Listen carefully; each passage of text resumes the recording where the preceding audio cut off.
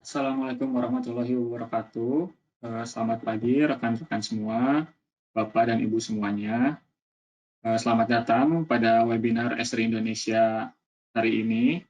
Perkenalkan sebelumnya, nama saya Andika Hadi Utama, saya biasa dipanggil Hadi.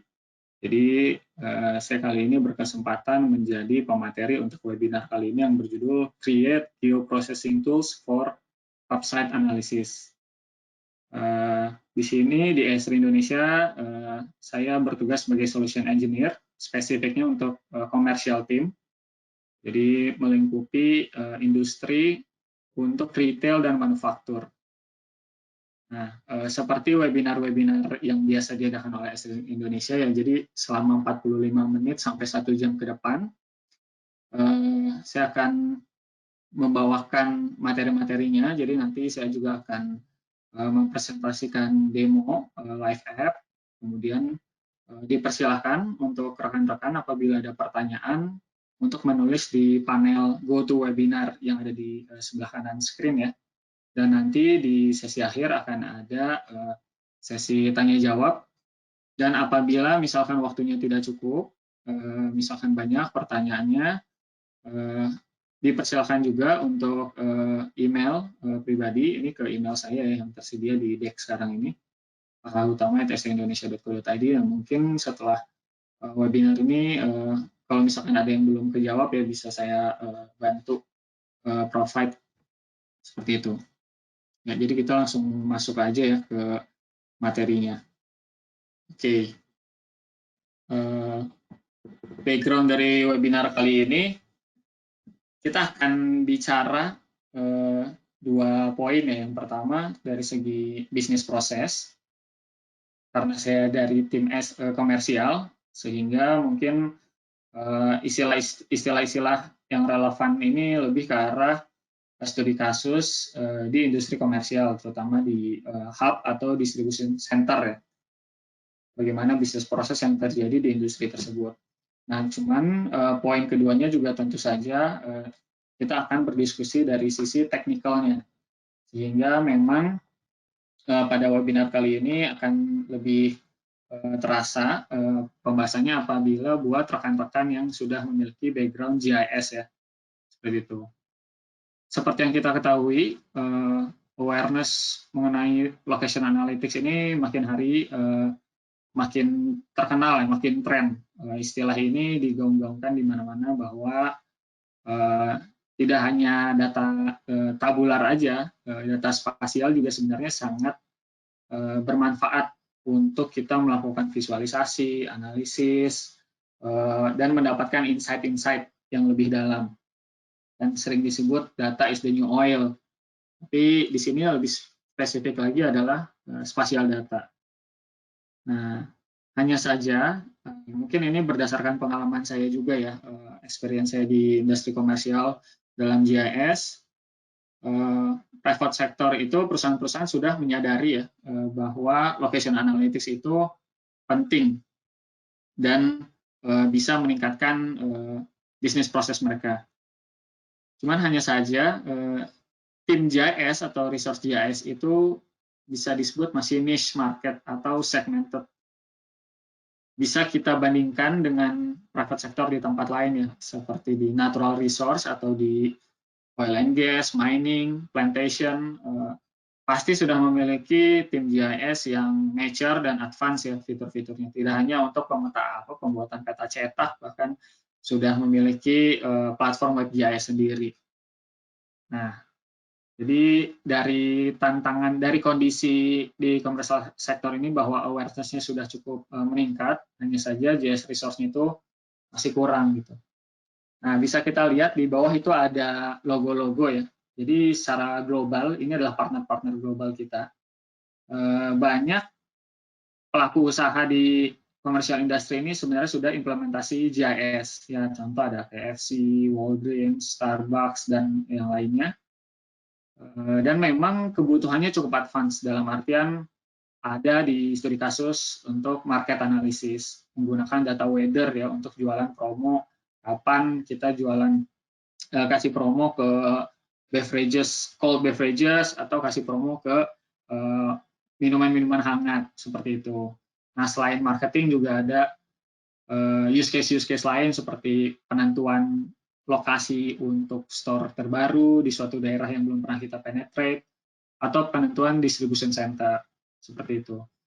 Nah, pada webinar kali ini kita hanya spesifik untuk studi kasus bagaimana spatial analysis ini digunakan sebagai feasibility study ya, sebelum tim survei itu datang ke lapangan untuk melihat langsung ground truth-nya, bagaimana di area market tersebut kondisinya. Nah, kita akan spesifik pada hub atau distribution center, karena ya tentu saja itu sangat mempertimbangkan lokasi. Mereka akan melakukan pengiriman menggunakan fleet mereka yang harus di-manage, terus workforce mereka, surveyor mereka, dan lainnya yang pasti akan berpengaruh sekali ke performance bisnis mereka. Ya, jadi highlight webinar kali ini ada 3. Yang pertama, introduction untuk geoprocessing service atau GP tools, atau ada istilah lagi web tool ya. Dan yang kedua adalah step by step, nanti akan saya tunjukkan juga cara membuatnya, cara mengkonsum dan mempublish geoprocessing tools tadi menggunakan ArcGIS Pro atau ArcGIS Enterprise. Nah, yang ketiga menggunakan modul ArcPy di dalam Web App Builder, sehingga memudahkan non-GIS user di industri komersial tadi untuk bisa melakukan tahapan-tahapan analisis spasial. Oke. Ini pertama saya akan menunjukkan sebuah demo dulu ya. Jadi ada sebuah skenario, ini dummy ya. Misalkan ada sebuah perusahaan yang ingin melakukan feasibility study untuk hub di daerah Surakarta, Solo. Nah, kita ingin lihat nih apa aja pertimbangan pertama yang mereka ingin tes cek. Contohnya yang pertama, dia harus dekat jalan antar kota, atau yang kedua dia harus kira-kira berjarak maksimal 10 km dari center of gravity. Nah, nanti akan saya tunjukkan center of gravity itu apa. Dan yang ketiga harus juga mempertimbangkan situasi dari POI di sana, misalkan auto service, contohnya bengkel-bengkel atau pom bensin, bisnis facility itu seperti pabrik, kawasan industri, ruko atau rukan gitu ya. Yang ketiga residensial, sama convenience atau grocery store. Karena tentu saja ketika sebuah perusahaan akan membangun hub dalam skala yang besar, membutuhkan juga pekerja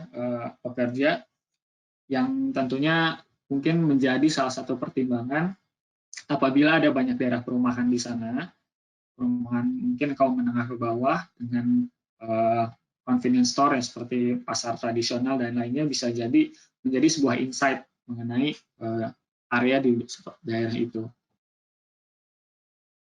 Oke, ini ada demo pertama, jadi menggunakan WebGIS. Di sini saya memiliki ada 2 layer ya. Yang pertama yang lingkaran warna oranye itu adalah lokasi dari outlet atau store yang misalkan existing. Dan dia disimbolkan dengan revenue. Revenue dalam artian bisa pemasukan per tahun dalam nominal rupiah atau mungkin transaksi ya, transaksi produk gitu. Jadi bisa kita lihat nih di store-store sebelah selatan, lingkarannya lebih besar, mungkin karena performance-nya lebih besar dibandingkan toko-toko yang justru ada di tengah kota, yang ada di sebelah utara. Makanya mereka logonya kecil-kecil. Sementara untuk yang kotak biru itu adalah visualisasi dari sebaran warehouse yang tersedia.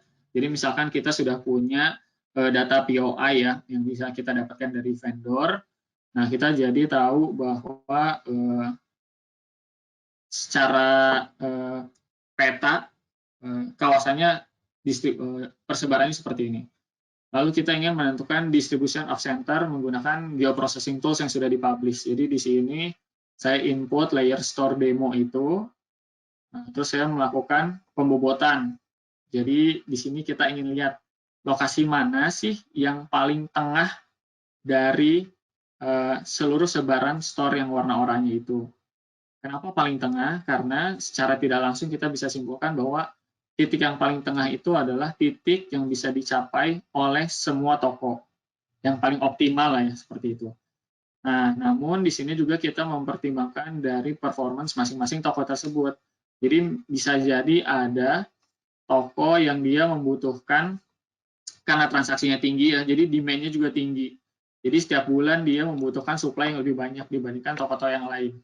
Nah, itu secara sederhana ya, saya simbolisasi dalam lingkaran-lingkaran tadi. Jadi bisa dilihat ada setelah bioprocessing tool tadi saya run, ada simbol baru, output feature class, nama layernya, yang warna hijau ini. Itu adalah hasil perhitungan. Kira-kira titik mana yang paling tengah, yang bisa secara optimal menjangkau sebaran toko-toko tadi dan sudah mempertimbangkan performance dari toko-toko tersebut. Nah, yang kedua ini kan sifatnya masih poin ya, masih titik saja. Lalu bagaimana kalau kita ingin membuat ini menjadi lebih advance, menjadi sebuah polygon? Ya standarnya kita bisa buffer, atau kita bisa juga menghitung area berdasarkan drive distance. Jadi menggunakan data jaringan jalan dari titik yang sudah kita tentukan tadi, kurang lebih 1 kilo, 3 kilo, 10 kilo, itu luasannya seperti apa sih? Karena kita ingin overlay dengan kawasan calon hub tadi untuk melihat yang mana aja yang mungkin masuk dalam kawasan optimal tersebut. Nah, ini sudah di toolsnya. Kita bisa lihat juga ini ada semacam description dari tools tersebut ya, yang membantu end user untuk melakukan pengisian parameter-parameter di tools tadi. Nah, setelah dia sedang loading, setelah loading dia akan membuat layer baru yang namanya drive time area tadi. Nah, ini ada 3 poligon dengan warna yang berbeda. Nah, artinya di sini tadi saya sudah menginput ada analisis luasan sejauh 3 kilo dari titik center of gravity tadi, 5 kilo, dan 10 kilo. Nah, ketika kita overlay dengan sebaran warehouse ya, sebaran gudang tadi sebagai calon hub, nah di sini kita bisa melihat titik-titik mana saja yang kira-kira masuk nih dan bisa menjadi kandidat selanjutnya untuk analisis selanjutnya. Nah, cuman kita bisa lihat juga bahwa ada titik itu yang jauh dari tadi jalan antar kota, intercity street, dan kita juga bisa lakukan analisis dengan POI. Nah, selanjutnya setelah saya udah tahu titik-titik sebaran gudang tadi, saya mendapatkan 2 yang di warna merah ini nih, kandidatnya dapat 2. Kenapa? Karena pertama, sebenarnya ada 3 tuh yang di tengah, satu lagi. Cuman yang satu itu tidak saya pertimbangkan karena dia tidak dekat dengan jarak jalan kota, intercity street. Lalu saya overlay dengan POI binning. Nah, di sini yang sedang kita lihat adalah POI auto service ya, tadi bengkel, pom bensin, dan lainnya. Atau POI kedua, ketiga, dan keempat, yaitu business facility. Nah, kita bisa lihat nih agregasinya dalam grid atau hexagon grid. Dan kita lihat nih dari titik warna merah yang di sebelah utara sama sebelah timur, bagaimana kondisi POI-nya. Dan ini sifatnya binningnya itu dynamic, jadi ketika misalkan kita zoom atau zoom out, zoom in atau zoom out skalanya itu akan mengikuti. Nah, contohnya ini akan saya tunjukkan di demo ya, misalkan kita masuk ke sebuah ya di area A yang di sebelah utara. Nah, kita bisa lihat bahwa oke, agregasinya dari sebaran residensial untuk POI Budi Mukti Industri ini seperti ini. Jadi kalau kita lihat memang di sini ternyata adalah kawasan perumahan tempat tinggal orang. Nah, kalau kita zoom in lagi, kita bisa lihat lokasi exact dari POI-POI-nya. Dan kita lihat juga ini rata-rata nama POI-nya adalah residence, cluster, dan lain-lain. Mungkin ini jadi asumsi awal ya, asumsi tanpa data pertama bahwa dari situ daerah-daerah memang perumahan kelas menengah ke atas seperti itu. Oke, selanjutnya ada tools location allocation. Jadi anggap saja saya ingin ngecek dari 2 titik tadi sebagai titik origin dan titik-titik store atau yang toko yang warna merah oranye ini adalah demand ya atau destination. Nah, saya ingin mengecek, menganalisis kira-kira bagaimana mereka dapat menyediakan ya, memprovide servisnya. Dalam artian sebaran toko-toko ini harus disuplai dari hub yang mana sih? Gitu. Kita bisa melakukan analisis itu menggunakan jaringan jalan tadi. Nah, jadi nanti akan muncul semacam istilahnya spider web ya, ada garis-garis atau parent-child relationship ya dari si origin ke destination tadi ya, dari supply ke demand. Nah, dari 21 toko, jadi 21 toko ini yang cenderung banyaknya di atas, di sebelah utara ya, di tengah kota itu, kita bisa lihat nih hubungan masing-masingnya. Jadi garisnya memang garis lurus, tapi sebenarnya yang dianalisis adalah jaringan jalan. Itu adalah total travel distance dalam miles. Tuh, bisa dilihat ada sekitar 1,8 mil ya, atau bisa kita konversi ke kilometer juga.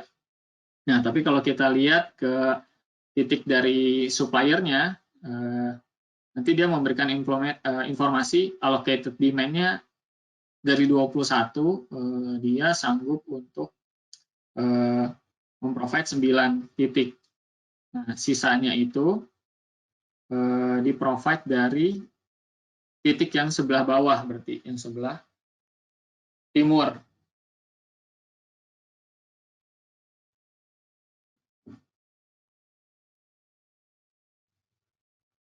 Nah, ini yang top nama kedua ya, Ruko Supermakmur itu. Nah, allocated demand-nya bisa kita lihat ada 12. Seperti itu. Nah, penggunaannya ini juga fleksibel sih, bisa dikonfigurasi dalam artian mungkin untuk ngecek calon hub A dengan calon hub B, kita take out dulu yang calon hub B-nya, terus yang A kita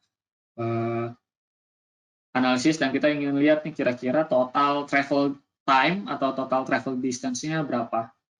Kalau di sini sebenarnya udah ada hitungan otomatis ya, yang sifatnya statik dari S-Ring mengenai travel time. Jadi dia sudah ada parameter-parameternya. Kalau misalkan pakai vehicle secara umum itu per kilometer berapa menit, kalau truk itu per kilometer berapa menit. Nah, ada perbedaan kecepatan itu. Cuman itu cukup mungkin random ya. Jadi saya sendiri lebih mempertimbangkan menggunakan jarak karena udah pasti definite kan kalau satuan kilometer. Seperti itu.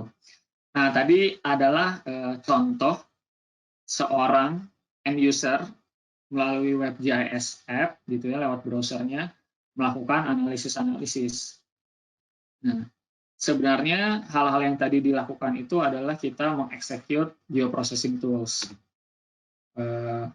Perbedaannya adalah tadi dilakukan di WebGIS. Nah, mungkin buat rekan-rekan yang sudah berpengalaman bekerja sebagai GIS, jadi geoprocessing tools itu udah bukan hal yang baru lah istilahnya, itu hal yang biasa sehari-hari kita kerjakan. Nah, ini itu yang gambar di sebelah kanan ya, yang satu tampilan di ArcMap, yang di depannya itu adalah tampilan di ArcGIS Pro. Intinya ketika geoprocessing tool itu ibarat sebagai UI-nya ya, wizard atau dialog box di mana end user bisa berinteraksi dengan tools analisis dengan menginput parameter, terus mengatur gitu ya parameternya ini apakah teks atau integer atau layer yang mana bisa kita input, bisa manual, bisa pilihan ganda gitu ya. Terus dia juga memiliki fungsi-fungsi apabila ternyata yang kita input salah gitu harusnya required, tapi pas kita run belum kita input, nah nanti dia memberikan message dan lainnya. Gitu. Nah itu adalah geoprocessing tools ya. Jadi kenapa kita buat geoprocessing tools, karena look and feel-nya familiar, ada kita juga bisa ngerun geoprocessing tools dari berbagai macam platform lewat Python IDE sebagai model builder atau sebagai service. Sederhananya, geoprocessing tool ini sebenarnya terdiri dari 3 bagian. Yang pertama parameter, yang kedua validation, yang ketiga source code. Kita akan bahas satu-satu ya.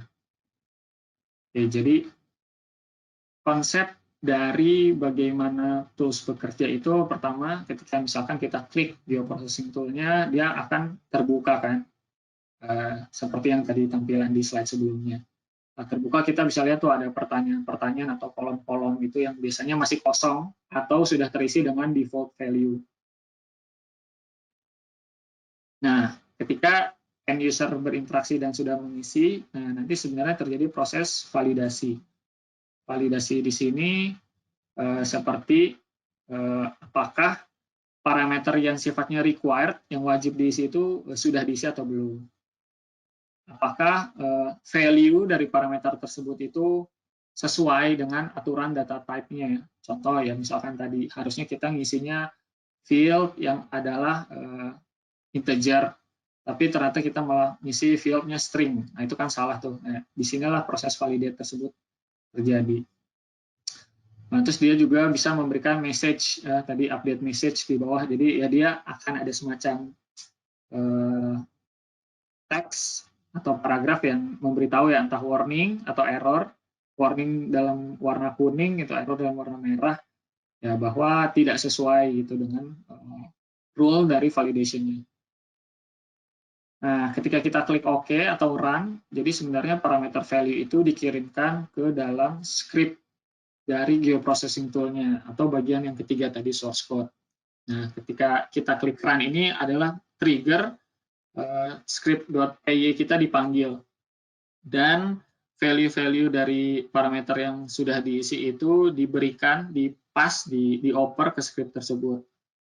Kalau dengan Python-nya kita menggunakan metode getParameter as text atau getParameter. Nah, setelah semua tadi berjalan ya, berarti sudah divalidate, sudah dikirimkan ke script-nya. Nah, nanti script-nya berjalan. Nah, seiring dengan script-nya berjalan, nanti kan akan ada message yang diberikan ya. Contohnya running row 1 layer sekian. Nah, misalkan kita multiple dataset tuh yang kita input.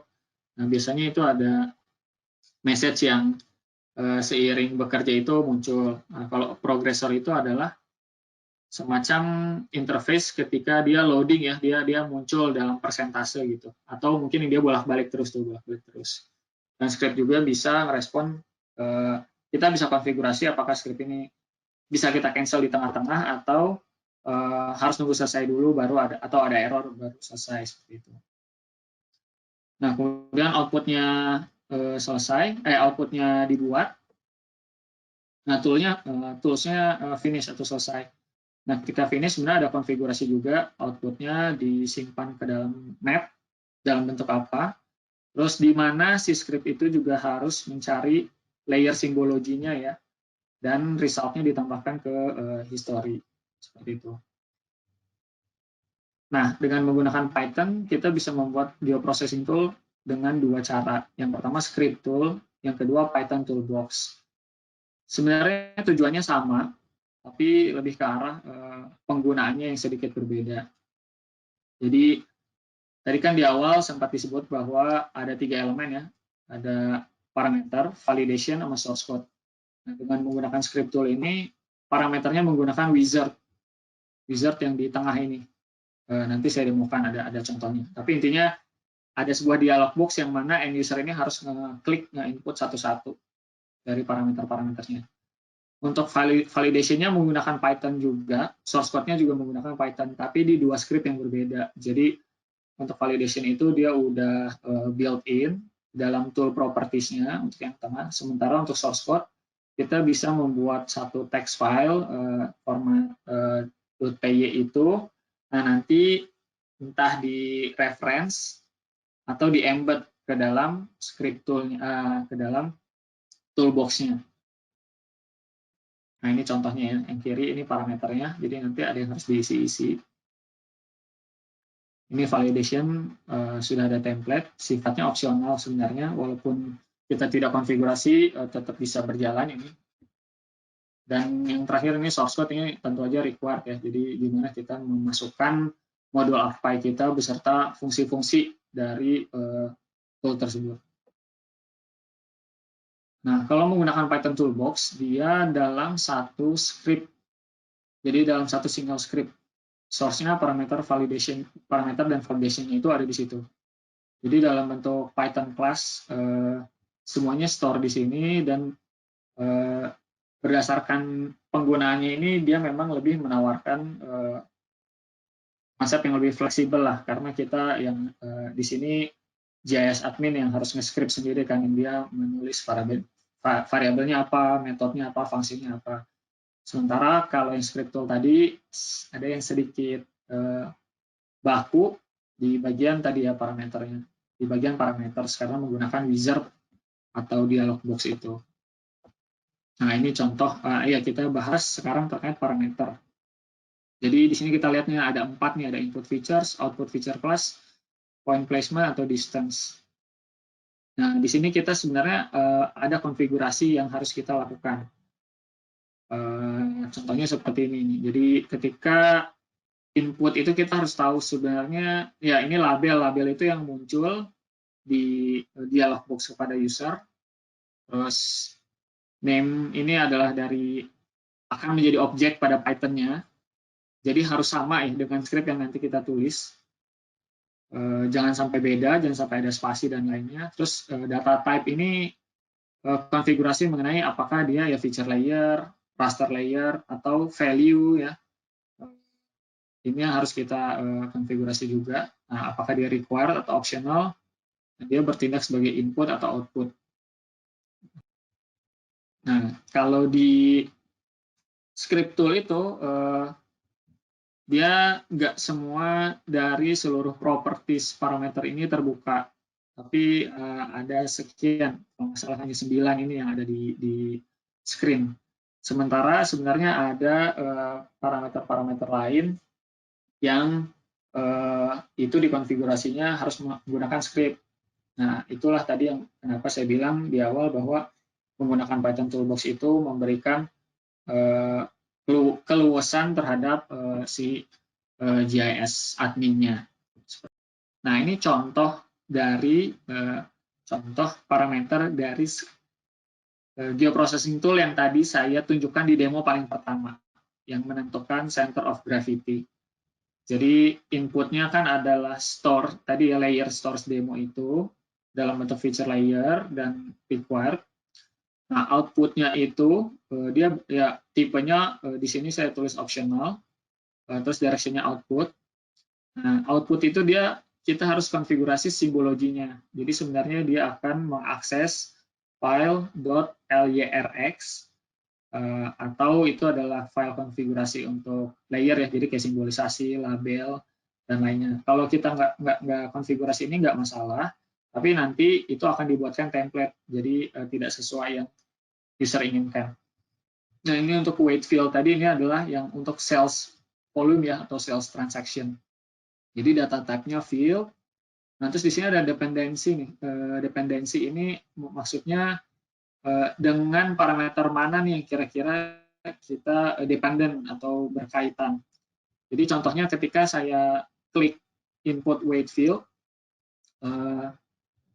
ya kan sebenarnya ada semacam choice list ya, pilihan ganda yang memilih field-field ini ada dari mana. Nah, kita harus konfigurasi dependensinya dengan input feature class. Karena kan pilihan field-field tadi itu tersedianya di dalam input feature class ini. Seperti itu. Kemudian satu lagi ada filter ya, filter field. Maksudnya di sini kita bisa menspesifikkan ya pilihan, kurang lebih seperti fitur pada domain atau subtype di ArcGIS Desktop. Jadi maksudnya ketika kita memilih field yang untuk weight field ini, yang bisa dipilih hanya field-field yang bersifat short integer, long integer, double atau float. Tapi untuk string, datetime, boolean, dan lainnya itu nggak bisa dipilih. Jadi memudahkan user juga supaya dia nggak salah input gitu. Atau kita bisa define manual. Jadi misalnya kita hanya define 3 gitu. Contohnya pada tools clustering, density based clustering, kan kita melakukan clustering itu metodenya ada 3 ya. Ada yang optics, HDB scan, sama yang satu lagi. Nah, kita bisa membuat itu manual tuh. Jadi kita ketik supaya nanti end user itu tinggal pilih. Seperti itu. Nah, kemudian tadi ya resep dari geoprocessing tool yang kedua adalah validation. Jadi fungsinya validation ini simpelnya adalah dia mengecek ulang dari parameter-parameter yang sudah diinput itu sebelum parameter-parameter itu dikirimkan ke script dan tools-nya berjalan. Contohnya seperti ini.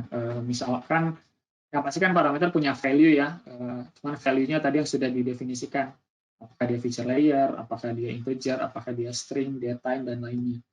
Nah, misalkan di yang sebelah kanan, di script sebelah kanan, ada tulisan distance should never be negative. Ya kan artinya input dari parameter jarak ini, dia nggak boleh nilainya negatif. Nah, di sini kita define bahwa apabila dia kurang dari sama dengan 0, maka tools itu set error message, maka nanti akan muncul distance value cannot be a negative number, sehingga end user itu bisa melihat kan, terus dia ganti inputannya tadi. Atau ya satu lagi, if using percentage, distance must be less than 1.0. Jadi ya mungkin ada seringkali kita memasuki nilai percentage, tapi bukan 0 sampai 100 kan, 0 sampai 1 karena nanti ada pengalian di belakangnya gitu ya. Nah, di sini jika value lebih dari 1, set error message, percentage must be between 0 and 1.0. Kurang lebih ini kebutuhan dari fitur utama dari validation ya. Nah, yang ketiga adalah elemen source code. Jadi tadi yang pertama parameter, yang kedua validation, yang ketiga source code. Source code ini adalah apa yang kita desain atau apa yang kita harapkan dari tool ini berjalan. Tentu aja kan di sini JS admin itu diberikan tanggung jawab untuk membuat tools analisis yang membantu bisnis proses yang relevan. Nah, ini nanti akan didesain oleh JS admin tergantung dari metode atau function apa yang dibutuhkan. Nah, misalkan di sini hanya untuk tadi ya menganalisis center of gravity. Modul ARPA yang saya pakai itu fungsinya min center. Nah, ini sintaksnya sebenarnya di dokumentasinya udah ada bahwa penulisannya harus seperti ini. Input dulu, output, weight field, dan selanjutnya. Ya, yang paling atas ini library-library yang dibutuhkan, yang diimport. Nah, yang di kotak hijau, jadi ada function get parameter as text. Nah, 0, 1, 2, 3, 4.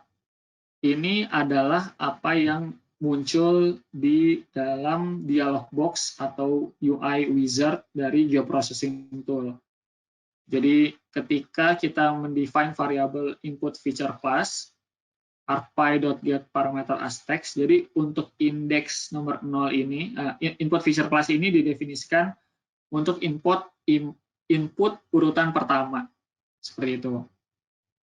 Makanya kalau tadi saya sempat bilang, jadi pendefinisian variabel di sini itu harus sama dengan pendefinisian yang di parameters ya. Cuman tadi perbedaannya kalau di script tool menggunakan UI wizard ini, kalau di Python toolbox dia menggunakan scripting manual. Kemudian fungsinya saya define di sini, terus execute run. Nah, ini simple sih. Sementara kalau di Python toolbox ya ini dia yang bersifat, ini template-nya udah ada di dokumentasi di web ArcGIS Pro, dia itu bersifat bertindak sebagai Python class. Jadi kalau misalkan ada banyak tool itu semuanya akan di-manage di satu script ini. Jadi misalkan satu tools center of gravity surface area.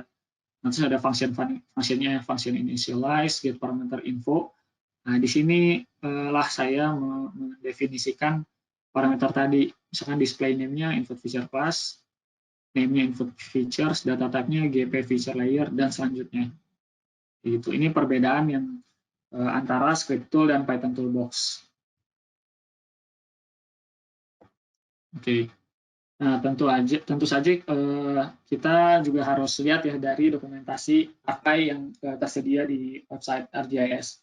Jadi dia udah ngasih informasi mengenai sintaksnya seperti apa dan parameter-parameternya, explanation-nya sama data type-nya.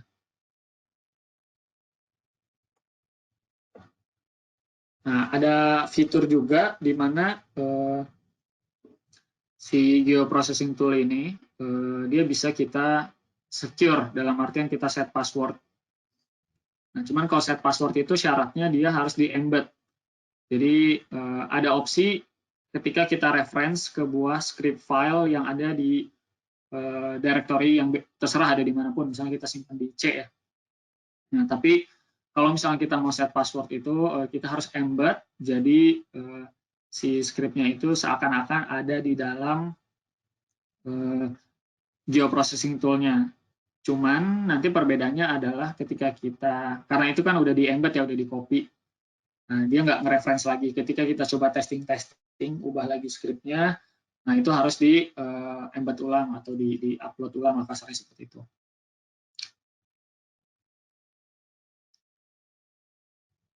Ini lebih ke arah ya security, karena ini kan bisa di copy juga ya, kita bisa saling share geoprocessing tools ini, dan mungkin kalau misalkan bernilai jangan sampai ada orang lain yang bisa dapat dan akses ke tools-toolsnya, ini membantu di bagian sini. Oke.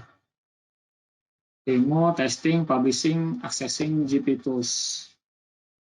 Nah, jadi strateginya adalah sebelum kita mempublish ke web tool tadi, ke WebGIS, kita harus tes dulu di desktop, lokal desktop kita. Di sini saya menggunakan ArcGIS Pro dengan dataset yang sama. Saya run, terus dia muncul ya yang di bawah ini, ada informasi, ada message-nya, kemudian berhasil. Jadi message-nya berhasil, di petanya juga udah ada output-nya. Nah, setelah sudah berhasil di run, itu syarat pertama si geoprocessing tool ini dipublish. Nah, cara mempublishnya kita buka history pane, terus kita share as web tool. Nah, sebelum mempublish kita juga harus melakukan dokumen atau ini ya, mengisi metadata karena di sini sifatnya memang required, jadi belum bisa kalau kita belum bisa publish kalau belum isi dari metadata ini. Karena ini cukup berguna ketika misalkan kita atau ada end user ya, atau ada orang lain ingin geoprocessing service-nya, terus kebingungan dengan informasi-informasi detail terkait ya sintaksnya bagaimana, penjelasan dari parameternya seperti apa, input-inputnya tuh harusnya input apa. Oke. Nah, setelah tadi berhasil, kita buka history pane, terus kita share as menjadi web tool.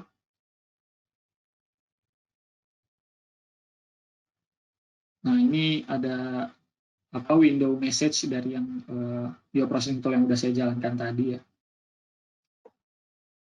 Oke. Nah, ada konfigurasi-konfigurasi yang harus dilakukan ketika kita mempublish ini. Jadi standar ya, seperti pengisian nama, summary, teks gitu.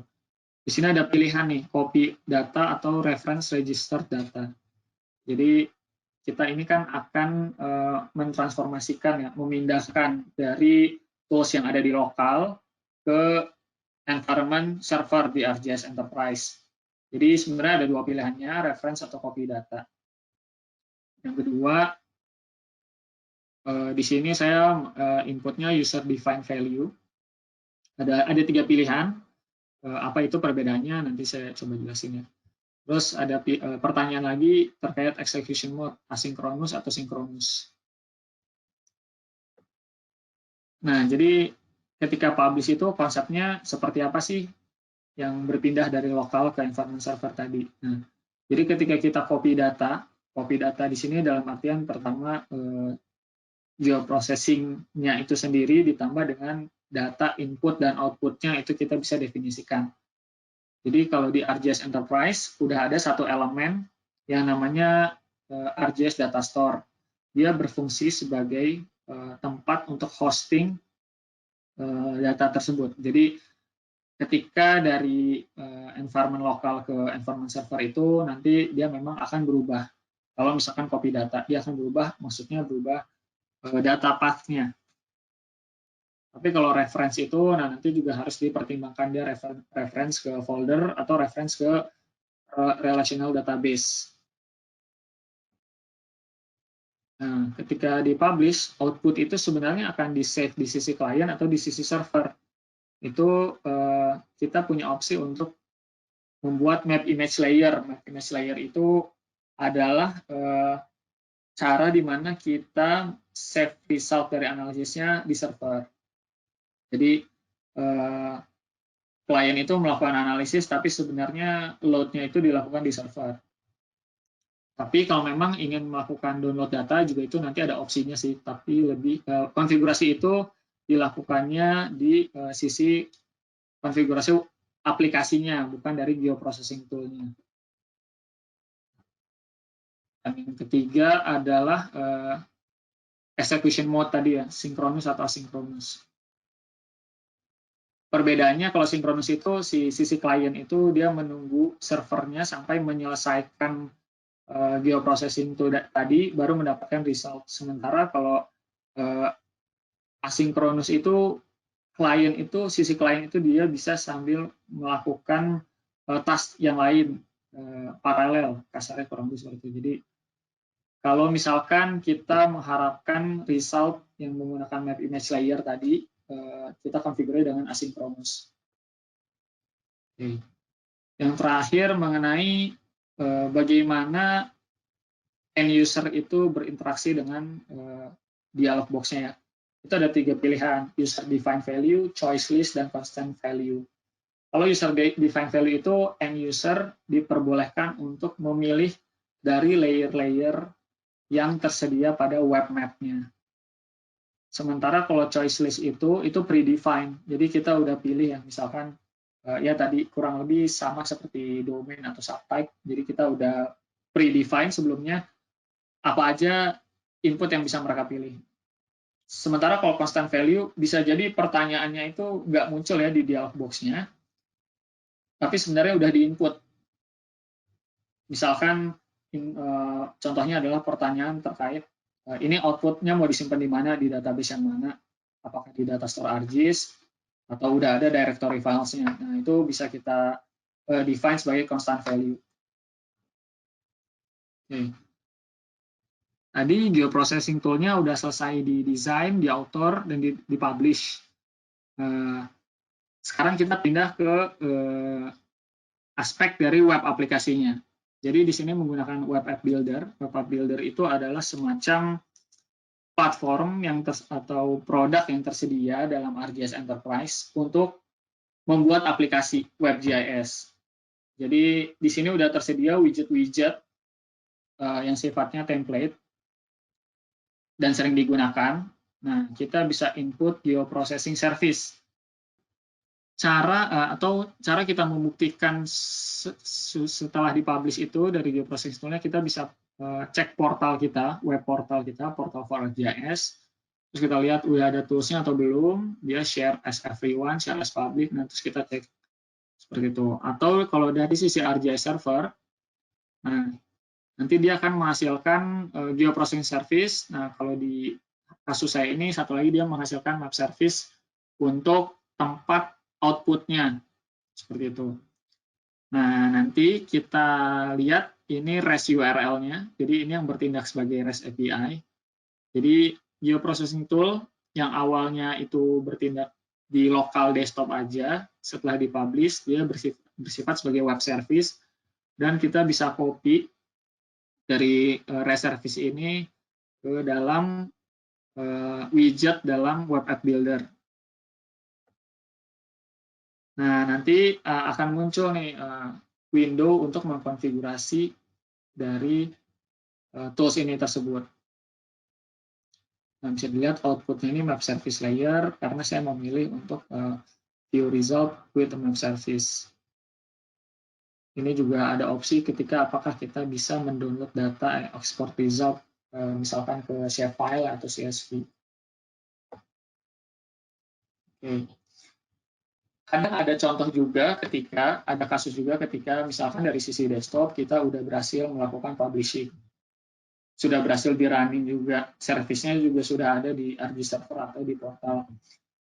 Tapi ketika di run di dalam web app builder ada error dan dia ngasih message seperti ini, parameters are not valid, invalid field type. Nah, mungkin ini disinilah di mana dependensinya mulai kompleks. Jadi karena tadi ada pengaturan-pengaturan tambahan ya, ketika saya di web app builder itu lebih memilih menggunakan map service dari data store, sementara ketika di lokal itu saya menggunakan feature class biasa di dalam geodatabase. Nah, jadi memang sifatnya repetisi sih untuk publishing ini.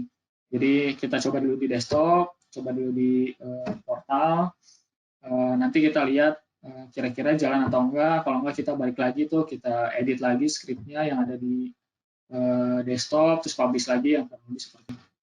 Atau ada opsi lain. Jadi kalau saya rasa model builder ini fitur yang udah populer ya, yang mungkin sudah banyak orang JS sering berinteraksi dengan model builder. Nah, model builder ini juga sebenarnya bisa dipublish menjadi sebuah web tool.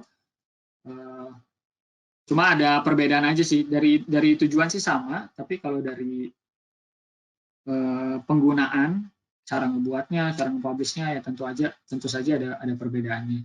Begini kan kalau untuk orang awam, dari user interface lebih enak karena kita bisa melihat langsung ada inputnya, ada toolsnya, ada outputnya jadi apa, nah, terus dan seterusnya. Sementara kalau di script tool atau di Python Toolbox kita harus scripting sendiri manual dan kita set sendiri di apakah dia sebagai intermediate data, variabelnya apa dan lainnya. Oke.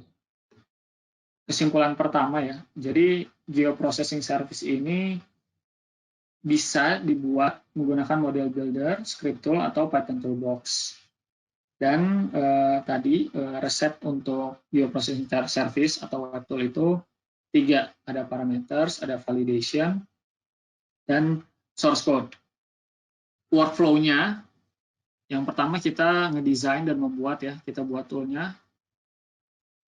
Buat tool yang isinya 3 tadi ya, parameter, validation, dan source code, terus kita document, kita isi metadata-metadatanya, nanti kita run di desktop.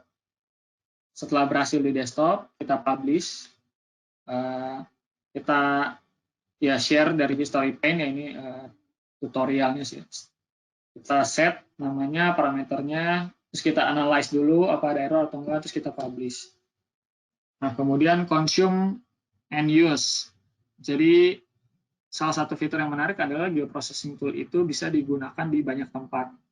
Jadi di web map viewer nanti itu juga akan ada web map viewer yang ada di portal for ArcGIS ya. Di desktop, di ArcMap, di ArcGIS Pro, atau di Python script di IDE sendiri yang tadi Jupyter Notebook atau di IDE lainnya, kita bisa import toolbox yang sudah dibuat di web app builder yang tadi sudah saya contohkan atau di custom web applications karena dia sifatnya kan REST API, REST service. Kesimpulan kedua, JS Admin bisa membuat geoprocessing tool dengan bantuan modul ArcPy, JS API for Python, atau package-package Python lainnya ya, third party library lainnya.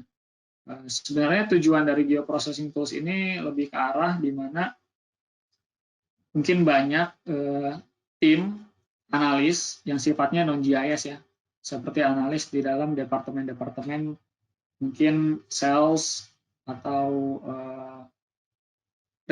logistics atau property, real estate ya. Pastikan masing-masing perusahaan di dalam retail itu dia punya tim-tim lain yang memang tetap harus melakukan analisis. Mungkin secara konvensional biasanya tim tersebut dia propose ke tim GIS-nya atau ke vendor mungkin ya, Terus lalu dilakukanlah sebuah analisis spasial, nanti di-deliver outputnya gitu. Nah, dengan menggunakan geoprocessing tools ini, hal tadi, requirement mengenai bisnis proses tadi itu bisa membantu memudahkan non-JS user untuk melakukan analisis-analisis non-spasial tadi. Nah, sehingga ada yang namanya istilahnya guided atau simplified spatial analysis di dalam web app builder, jadi sifatnya udah WebGIS. Nah, di bawah ini ada logo ArcGIS Enterprise beserta elemen-elemennya. Jadi web app builder itu sebenarnya adalah app builders ya, atau aplikasi yang emang tugasnya membuat web aplikasi lagi di dalam platform ArcGIS Enterprise, dan dia ada di dalam portal for ArcGIS. Nah, sementara untuk ArcGIS Server, dia berfungsi untuk sebagai engine atau mesin yang istilahnya host dari web services tadi ya, REST service untuk layers atau REST service untuk geoprocessing tools. Dan data store itu adalah tempat di mana kita host untuk data-data yang sifatnya istilahnya ada di dalam ArcGIS tadi.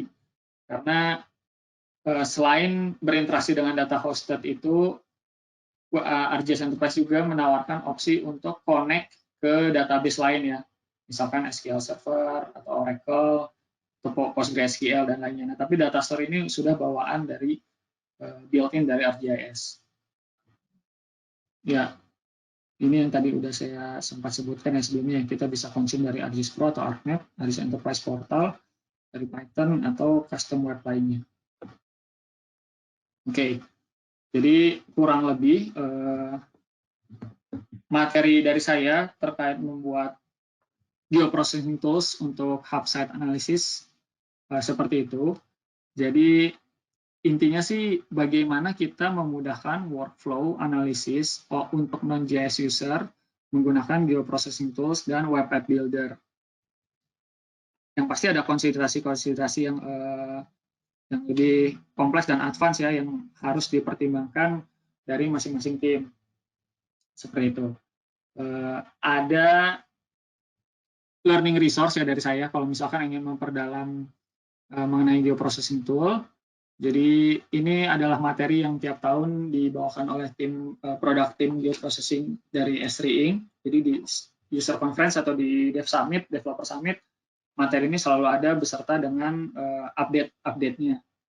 Dan ada learning resource lain juga ya, kalau untuk yang sifatnya video atau tutorial dari YouTube ini ada Creating Python Toolbox Using ArcGIS 1.1. Itu cukup menjelaskan sih, cukup enak penjelasannya dalam bahasa Inggris, dan yang pasti documentation dari website ArcGIS Pro terkait ArcPy. Seperti itu. Sekarang kita masuk ke sesi tanya jawab. Jadi silahkan ya buat teman-teman yang mau bertanya. Untuk mengisi di panel sebelah kanan, saya coba baca satu-satu dulu. Oke, ini ada yang pertanyaan pertama mungkin. Apakah script tool dapat ditemukan di ArcMap desktop? Jadi script tool sama Python Toolbox itu sudah disupport di ArcMap dan di ArcGIS Pro. Jadi sebenarnya udah cukup lama sih ya, dari 10.1. Jadi untuk pembuatan script tool atau Python Toolbox itu juga udah disupport di ArcMap atau di ArcGIS Pro, cuman perbedaannya terkait compatibility-nya aja. Jadi ketika kita publish ke ArcGIS Enterprise, perlu dicatat bahwa untuk ArcGIS Enterprise versi 10.6 sampai 10.8 itu dia hanya kompatibel dengan ArcGIS Pro 2.5, sama untuk ArcMap-nya saya lupa versi sekian ya, 10.6 juga. Jadi perbedaannya adalah ada yang satu dia hanya bisa konsum saja, atau yang lebih rendah versinya itu hanya bisa, yang lebih rendah versinya hanya bisa konsum aja, sementara yang versi terbaru itu di atas 26 itu dia bisa sharing juga. Apakah geoprocessing tool bisa di host dan run di Agwal? Ya, jadi jawabannya bisa. Cuman dengan syarat dari geoprocessing tool ini sendiri juga sudah di-share public dari sisi ArcGIS Enterprise-nya. Jadi geoprocessing tool ini hanya bisa, kalau gitu saya ralat jawabannya. Jadi geoprocessing tool ini hanya bisa di host di ArcGIS Enterprise saja karena fitur ArcGIS Server tadi. Tapi kalau misalkan kita share dari geoprocessing tool-nya dan di-run di ArcGIS Online, itu nggak masalah, bisa. Cuman ya nanti kembali lagi ke script-nya ya. Jadi pastikan banyak dependensi yang berpengaruh. Gitu. Jadi kalau di host ya hanya bisa di ArcGIS Enterprise, tapi di run bisa di Argo. Apakah analisis ini bisa diaplikasikan juga untuk industri oil and gas? Oh iya, jadi tentunya kalau saya pikir untuk industri-industri yang sudah memiliki tim GIS yang lebih advance ya, mungkin ini juga hal yang sudah biasa mereka lakukan dalam daily operations. Jadi memang di awal saya bercerita background-nya adalah karena banyak non-GIS user yang dia sudah mulai melek ya, sudah mulai aware dengan analisis spasial ini, entah dalam bentuk ya bisnis BI gitu ya, business intelligence, atau web aplikasi lainnya. Jadi ketika saya bilang ini memudahkan non-GIS user, salah satu usaha yang bisa dilakukan oleh GIS admin itu adalah memudahkan atau menyeragamkan bahasa bisnis prosesnya. Jadi misalkan tadi kan kita nggak mungkin nulis feature class untuk non-GIS user karena non-GIS user juga mungkin bingung ya istilah feature class itu apa, feature layer itu apa, tapi kita bisa ganti ya, contohnya jadi bahasa Indonesia, terus kita masukkan bahasa-bahasa yang relevan sama mereka gitu. Kalau di kita sebutnya kan point, polygon, polyline, tapi ya mungkin kalau untuk mereka cukup masukkan data toko atau outlet seperti itu. Jadi tentu saja di oil and gas, di industri-industri lain, mereka pasti penggunanya udah lebih advance ya untuk automation atau custom tools di luar dari modul ArcPy dan lainnya. Tadi disebutkan menggunakan hexagon grid dalam WebGIS. Apakah ada kelebihan jika menggunakan bentuk grid tersebut? Terima kasih. Oke, jadi mungkin ini di luar dari skop materi, tapi saya jawab aja ya. Hexagon grid tadi membantu ketika kita memiliki data point yang jumlahnya banyak, sehingga ketika kita dalam skala besar, kita udah nggak bisa mendapat insight yang jelas lagi. Dalam artian mungkin ada data point yang numpuk gitu, tapi sebenarnya seberapa banyak gitu. Memang se-crowded itu atau enggak. Contohnya heat map ya, heat map itu kadang bisa misleading. Ketika kita tahu, oke, di situ ada banyak, tapi sebenarnya ada berapa banyak sih itu dibandingkan dengan daerah-daerah lainnya. Nah, hexagon grid ini membantu kita at a glance, kita bisa melihat bahwa agregasi dalam suatu luasan hexagon itu ada berapa. Makanya tadi kan labelnya juga muncul ya, ada berapa ratus, ada berapa puluh. Dan dia sifatnya dinamis, jadi ketika kita zoom in, zoom out, nah agregasi luasan wilayahnya juga mengikuti. Jadi bukan berarti dia statik, misalkan hexagon dengan luasan 1 km, dan ketika kita zoom in ya tetap aja 1 km. Nah itu juga kurang optimal kan, seperti itu. Apakah ada list function untuk perintah yang sama sehingga hanya perlu mengganti field ID pada data kita tanpa melakukan coding? Oke, jadi untuk melakukan custom atau geoprocessing tools tadi, memang yang paling mudah sih menggunakan model builder ya. Jadi kalau model builder itu kita tinggal buka dari toolbox yang ada, terus kita drag and drop, atau kita search juga bisa. Nah, setelah drag and drop tadi, dia akan membuat semacam flowchart ya. Jadi misalkan untuk tools, create feature class, atau buffer. Nah, nanti kita harus cek inputnya apa, outputnya apa. Tapi semuanya ada UI-nya. Jadi nggak perlu script manual gitu, tapi kita bisa lihat untuk buffer ini inputnya apa, parameternya apa aja kan, ada luasan, ada area gitu, ada case field, dimension field, dan lainnya. Saya ingin mengeksplor multi-patch feature class dari point cloud menjadi multi-patch. Apakah ada fungsi-fungsi yang sudah ada di ArcPy? Oke. Jadi untuk menjawab pertanyaan ini cukup spesifik ya, sejujurnya saya belum pernah explore untuk fitur di dalam bagaimana mengubah multi-patch yang dari point cloud menjadi multi-patch yang di ArcGIS Pro. Cuman ARPA ini di web menurut saya dokumentasinya udah cukup menerangkan, udah cukup rapi. Jadi bisa dicek aja dia termasuk ke dalam kategori apa, karena di ARPA sendiri dia kategori-kategori analisisnya sudah digolongkan ya. Jadi misalkan ada network analysis, ada spatial analysis, ada geoanalytics tools, atau ada yang sifatnya ready to use dari ArcGIS Online dan lainnya. Jadi mungkin bisa langsung cek di sana ya.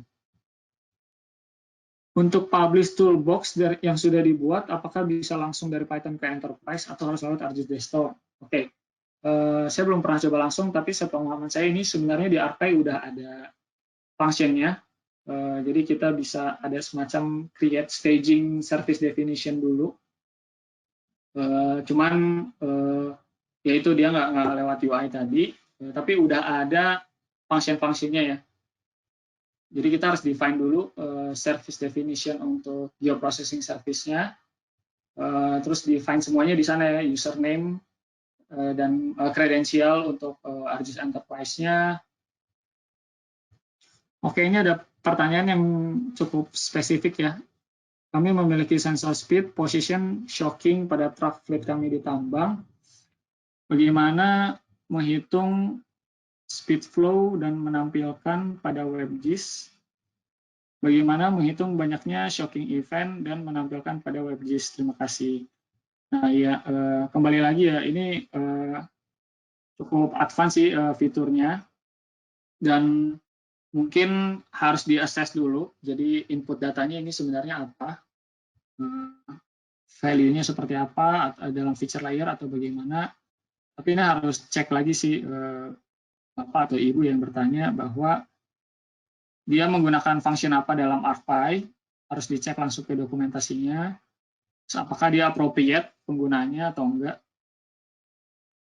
Nah, masalah menampilkan pada WebGIS sih, asalkan feature itu bisa dikonsum oleh ArcGIS dalam bentuk pre-service gitu ya, di host di ArcGIS Enterprise atau di ArcGIS Online, menampilkannya mudah, tapi di sini yang menjadi tugas cukup beratnya adalah melakukan analisis yang sebelumnya ya. Web App Builder dari ArcGIS Online kesamanya dengan Web App Builder dengan ArcGIS Enterprise yang beresensi Thanks.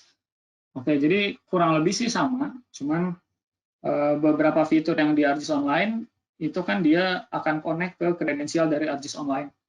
Contohnya ketika saya tadi melakukan analisis network analis, itu dia sebenarnya tidak menggunakan data network dataset yang kita miliki sendiri, melainkan menggunakan web service yang sudah disediakan oleh Esri Inc. Nah, untuk melakukan service area tadi, dia akan memakan credits. Jadi setiap satu rute, setiap satu service area, setiap satu analisis itu dia ada hitungannya akan memakan credits. Nah, di ArcGIS Online itu udah bisa dilakukan tuh. Nah, di ArcGIS Enterprise itu tergantung dari versinya, dari versi berapanya. Kalau misalkan dia versi terbaru, itu tetap harus dikonfigurasi untuk connect dengan account ArcGIS Online kita.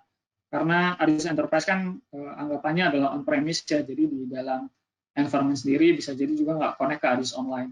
Jadi harus dilakukan konfigurasi itu dulu. Widget Geoprocessing Tools bisa di-add ke Web App Builder, udah ya, tadi udah saya demoin, itu udah bisa.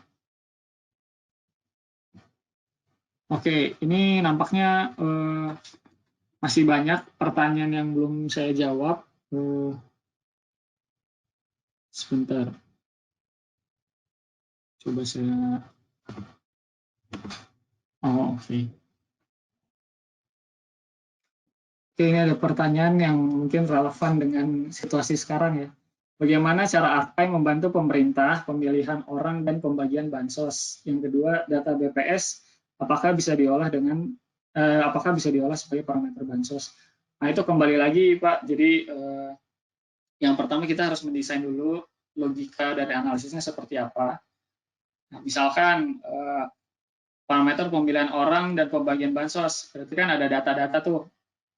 Kita harus tahu sebaran data-data, mohon maaf kalau istilahnya saya sebut kaum menengah ke bawah gitu ya, itu ada di mana. Misalkan data itu di-provide dari entah data BPS atau Kemendagri. Nah, terus ada fitur-fitur ARPAI seperti melakukan ya itu tadi ya, untuk summary statistics, untuk melihat urutannya seperti apa, atau sebarannya seperti apa di WebGIS. Jadi sebenarnya tentu bisa aja, tapi kalau untuk sampai melakukan pemilihan orang, itu tergantung dari data yang tersedia. Terkait dari pembagian bansos, ya tergantung dari function di ARPAI tadi, apa yang akan digunakan. Apa keuntungan membuat geoprocessing tool sendiri dibandingkan yang sudah ada di ArcGIS? Ya, jadi kalau memang misalkan sudah ada di ArcGIS sih seharusnya kita nggak perlu membuat lagi, karena kan yang harusnya kita ngejarnya simple, simplified, malah jadi put effort and time. Tapi keuntungannya adalah GIS admin itu diberikan keleluasaan apabila ada tools-tools yang sifatnya mungkin panjang gitu ya. Ada beberapa tools yang digunakan. Nah, lalu dia membuatnya sendiri dalam satu geoprocessing tool sendiri, sehingga dia nggak perlu banyak ngebuka banyak tools, atau yang sifatnya repetitif atau iterator. Di dalam script itu kan kita bisa nge-define untuk nge-iterasi banyak file, banyak input. Seperti itu. Jadi kalau memang di ArcGIS sudah ada, sudah ready to use, ya tentu aja nggak perlu bikin lagi. Ya kalau memang misalkan belum ada, ya itu dikembalikan ke GIS admin untuk membuat tools yang baru.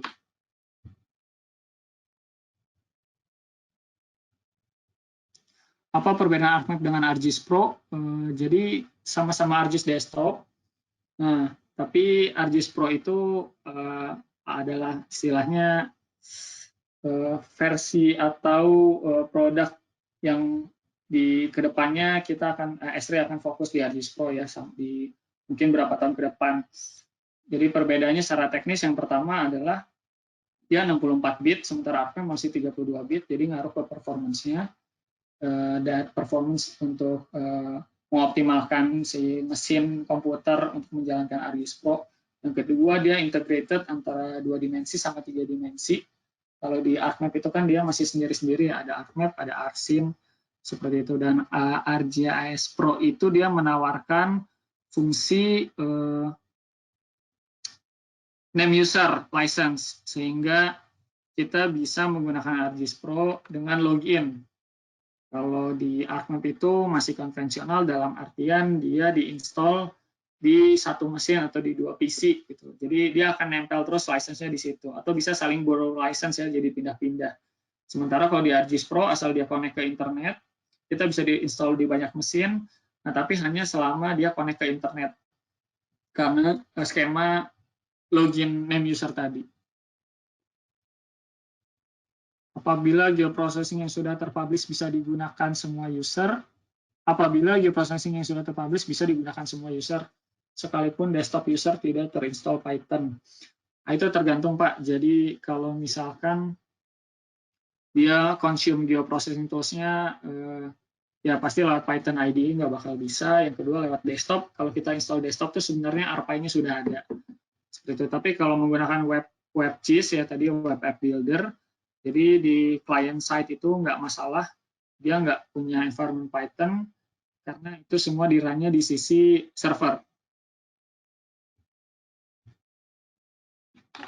Ya, terkait pertanyaan itu juga sebenarnya kita bisa menggunakan library third party yang lain ya, entah open source atau library lain selain ArcGIS, cuman ada pertimbangan yang harus dipersiapkan ya, seperti berarti nanti di environment ArcGIS server harus diinstal environment Python lagi, seperti itu, karena dia kan di running-nya di environment server. Oke, mungkin karena waktunya udah lewat 15 menit juga, masih banyak, ada beberapa pertanyaan yang belum saya jawab, ada juga beberapa yang menarik, tapi cukup advance, jadi belum bisa saya jawab juga. Terima kasih atas perhatiannya. nanti saya akan coba jawab pasca webinar ini ya. Jadi nanti akan saya share ya untuk beberapa pertanyaan yang bisa dijawab. Kurang lebih sih untuk webinar kali ini seperti itu materinya. Jadi bagaimana dari bisnis proses sampai aspek teknikal tadi. Terima kasih sudah datang, sudah mendengarkan, atas atensinya. Mudah-mudahan bermanfaat dan bisa digunakan di perusahaan atau di universitas dari teman-teman rekan-rekan sekalian. Selamat siang.